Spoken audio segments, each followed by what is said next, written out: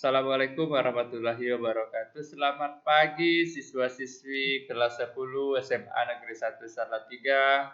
Semoga masih dalam keadaan semangat dalam proses pembelajaran daring seperti ini. Oke, pada hari ini kita belajar tentang topologi jaringan komputer ya. Di mana kemarin kita sudah belajar tentang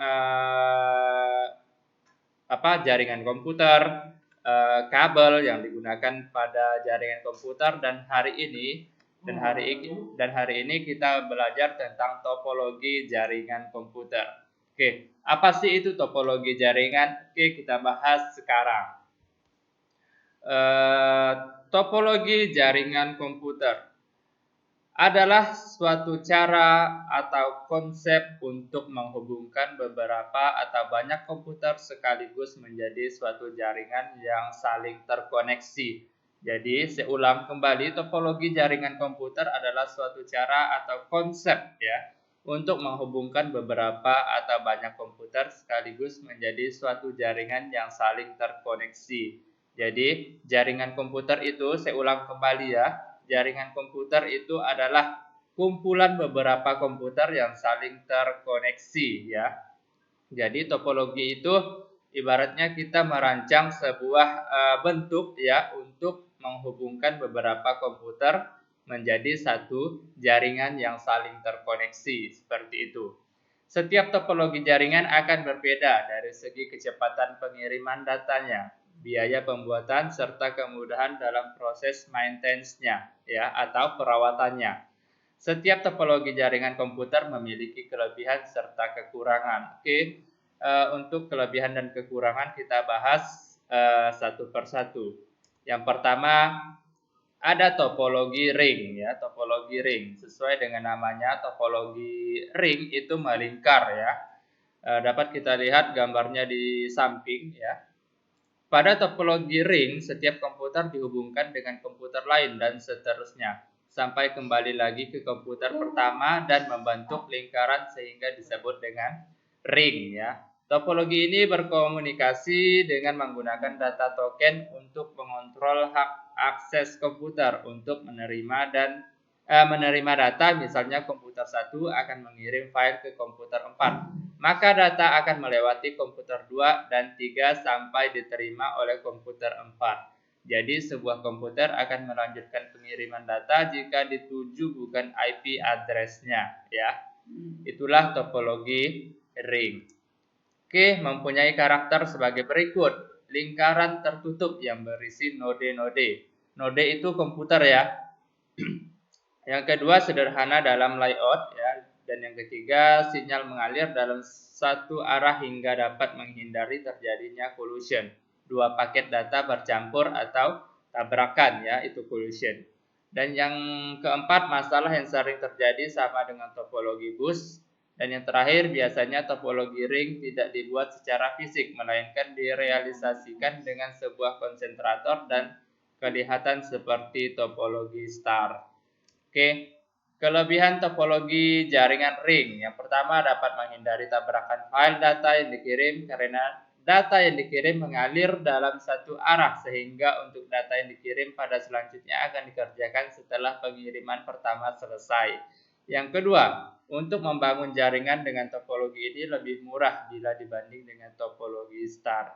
Dan yang ketiga, mudah untuk membangunnya. Dan yang terakhir, semua komputer pada jaringan mempunyai status yang sama, ya, tidak ada server, jadi dia bisa berubah-berubah ya, komputernya bisa menjadi server dan bisa menjadi klien.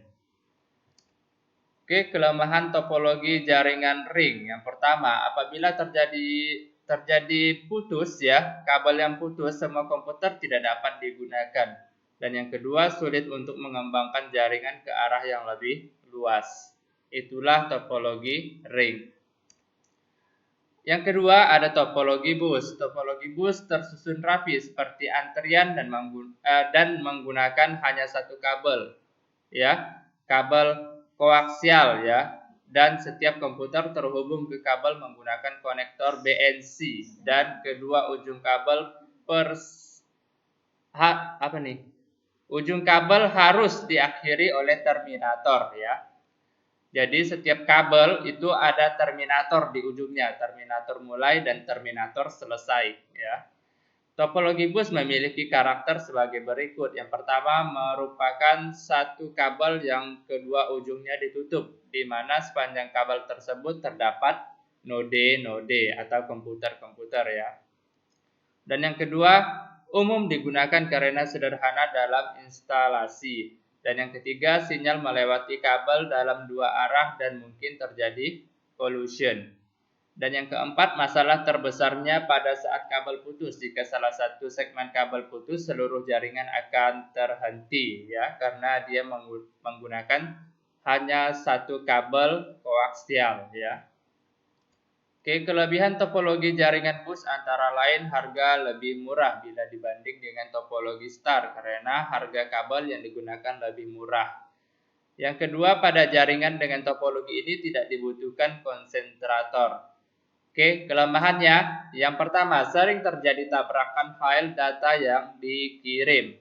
Dan yang kedua, untuk mengembangkan ke arah yang lebih luas mengalami hambatan. Itulah topologi jaringan bus ya. Oke, yang ketiga kita bahas topologi star ya. Topologi ini membentuk seperti bintang ya, karena semua komputer dihubungkan ke sebuah hub atau switch dengan kabel UTP sehingga hub atau switch yang menjadi pusat dari jaringan dan bertugas untuk mengontrol lalu lintas data ya. Oke, topologi star seperti ada gambar di samping ya. Di tengah-tengahnya itu ada hub atau switch yang berfungsi untuk menghubungkan komputer-komputer yang saling berkomunikasi atau yang saling terhubung ya. Topologi star mempunyai karakter sebagai berikut. Setiap node berkomunikasi langsung dengan sentral node. Traffic data mengalir dari node ke sentral node dan kembali lagi ya. Dan yang kedua, mudah dikembangkan karena setiap model hanya memiliki kabel yang terhubung ke sentral node. Dan yang ketiga, jika satu kabel node terputus, maka yang lain tidak akan terganggu ya, karena kabelnya terpisah ya. Satu komputer, satu kabel. Dan yang keempat, dapat digunakan kabel yang lower grade atau kabel yang harganya murah ya, karena hanya menangani satu traffic node. Biasanya digunakan kabel UTP. Oke, itulah topologi star. Kelebihan topologi star antara lain sebagai berikut. Yang pertama, jaringan mudah untuk dikembangkan dengan cara menarik kabel menuju konsentrator. Yang kedua, jika terdapat salah satu kabel yang menuju node putus, tidak akan mempengaruhi jaringan pada keseluruhan ya. Hanya satu komputer yang bermasalah. Oke, yang ketiga, kontrol manajemen lebih mudah karena semuanya terpusat ke satu titik. Ya. Dan kelemahannya ya, yang pertama jika sentral konsentrator rusak, semua komputer dalam jaringan tidak dapat berfungsi. Dan yang kedua, bila pengirim data secara bersamaan waktunya dapat terjadi collision. Itulah kelemahan dari topologi star. Oke, selanjutnya yang keempat ada topologi tree ya. Topologi ini biasanya disebut sebagai topologi tree, dibangun seperti halnya topologi extended star yang dihubungkan melalui subnode dalam satu central node ya. Gambarnya sudah ada di samping ya, bisa kalian lihat. Inilah gambar topologi tree ya. Kelebihannya yang pertama mudah dikembangkan, yang kedua semua data dapat terpusat menjadi satu area kerja. Dan yang ketiga, kontrol manajemen lebih mudah karena sentralisasi dibagi menjadi beberapa tingkatan. Itulah topologi dari tree ya. Oke, kelemahannya yang pertama dapat terjadi tabrakan file data atau collision. Dan yang kedua, bila terjadi putusnya kabel pada komputer tingkat atas, komputer di bawahnya tidak dapat digunakan ya. Karena dia tergantung ke komputer yang di atas ataupun server ya. Jadi kalau server sudah bermasalah, klien atau yang atau komputer yang di bawah itu ikut bermasalah ya. Oke. Yang kelima ada topologi mesh ya. Topologi mesh dibangun dengan memasang link di antara workstation sebuah jaringan di mana setiap terminal terhubung secara langsung ke terminal yang lainnya. Terminal itu biasa disebut juga dengan komputer ya. Ada node, ada terminal ya. Oke, kelebihan topologi mesh sebagai berikut. Dengan banyaknya link antar komputer, setiap komputer dapat berhubungan dengan komputer lain secara bebas. Ya. Dan yang kedua, apabila ada link yang tidak dapat digunakan, saluran lain masih dapat digunakan. Oke, kelemahannya ya, yang pertama biaya yang dikeluarkan untuk membangun jaringan sangat mahal karena banyak saluran yang dibangun. Dan yang kedua, kontrol manajemen sangat sulit diterapkan. Oke.